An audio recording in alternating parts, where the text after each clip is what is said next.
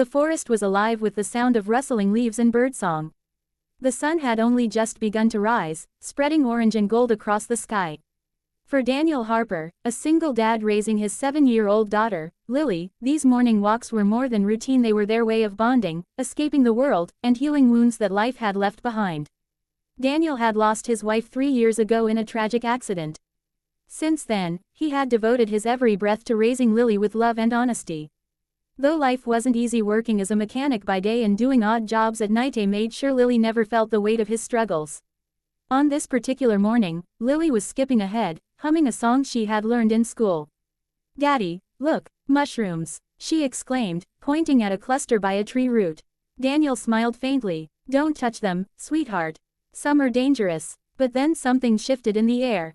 The cheerful chatter of the forest seemed to hush. A strange, uneasy silence fell, broken only by the distant caw of a crow. Daniel frowned, his instincts alert. Years of hardship had taught him to trust those feelings. "Lily, stay close to me," he whispered. They walked further into the clearing and then Daniel froze. Hanging from the branches of a tall oak was a young woman, her wrists tightly bound with rough rope. A crude sign dangled across her chest. "White man don't forgive." Her head was slumped forward, strands of golden brown hair covering her face. Her business suit was torn and dirt-stained, but it was clear she was no ordinary woman wandering in the woods. Lily gasped, clutching her father's hand. "Daddy, is she dead?" Daniel's heart pounded. He rushed forward, pressing 2 fingers to the woman's neck. Relief washed over him. Her pulse was faint but steady. "No, sweetheart," he whispered, voice shaking. "She's alive." Without hesitation, Daniel pulled out the pocketknife he always carried. His hands worked quickly, slicing through the ropes. The woman collapsed into his arms, weak and unconscious. The rescue. Daniel laid her gently on the grass, patting her cheek. "Miss, can you hear me?" The woman stirred, groaning softly. Her eyes fluttered open, revealing a striking shade of green. Fear flashed across them as she tried to push him away. "Please, don't hurt me," she whispered hoarsely. "You're safe," Daniel assured, his voice firm but kind. "I found you. My daughter and I were going to help you." Tears welled in her eyes as she looked at Lily's innocent face. For a moment, her guarded expression softened. Daniel helped her sit up, covering her with his jacket. "What happened?" he asked carefully. She hesitated, her voice trembling. "Don't remember everything. There were men, angry men. They said I didn't belong. They said I deserved to be punished." Lily tugged at her father's sleeve. "Daddy, who is she?" The woman managed a weak smile. "My name is Evelyn Carter." Daniel's eyes widened. That name was impossible to mistake. Evelyn Carter was one of the youngest and most successful CEOs in the country, known for running a multi-million-dollar tech company. She was on magazine covers, news reports, and business panels. What on earth was she doing here, tied up in the woods? Secrets revealed. Daniel carried Evelyn back to his truck parked near the trail. Lily sat beside her, holding her hand tenderly. "Don't worry, Miss Evelyn," she said softly. "My daddy fixes everything." Daniel shot his daughter a look of pride, then turned to Evelyn. "Do you want me to take you to the police?"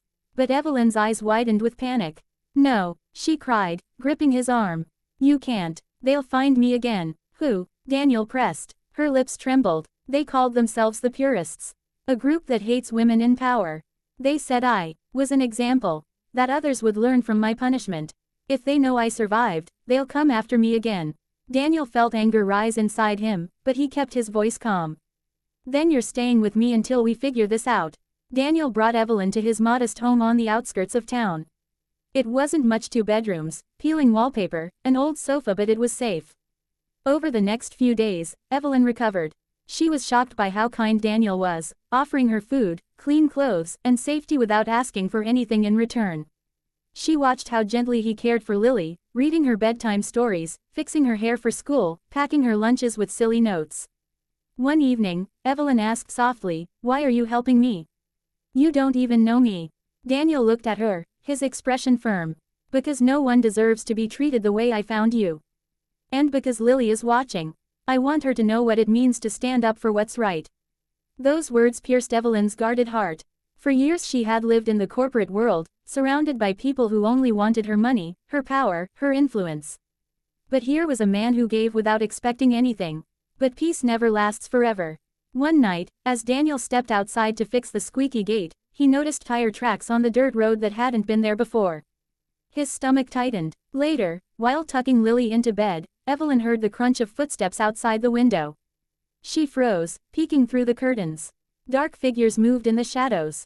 "They found me," she whispered, panic in her voice. Daniel immediately locked the doors and grabbed his old hunting rifle. "Stay with Lily," he ordered. The men circled the house, shouting threats. "Bring her out, she doesn't deserve to live." Daniel's protective instincts roared to life. He wasn't just defending Evelyn, he was protecting Lily, his daughter, his whole world. He stepped onto the porch, rifle in hand, his voice steady and commanding. "Leave now, or I swear you'll regret stepping onto my land." The men hesitated. The defiance in Daniel's eyes, the unyielding strength in his stance, it was enough to send them retreating into the darkness. That night, Evelyn wept quietly. "I've built an empire, fought boardrooms full of powerful men, but I've never felt as safe as I do under your roof." Daniel sat beside her. "Money and titles don't protect you. People do. And you've got me now." Evelyn looked at him, her heart stirring in ways she hadn't expected. In his eyes, she saw honesty, loyalty, and strength, not because he wanted to impress her, but because that was simply who he was.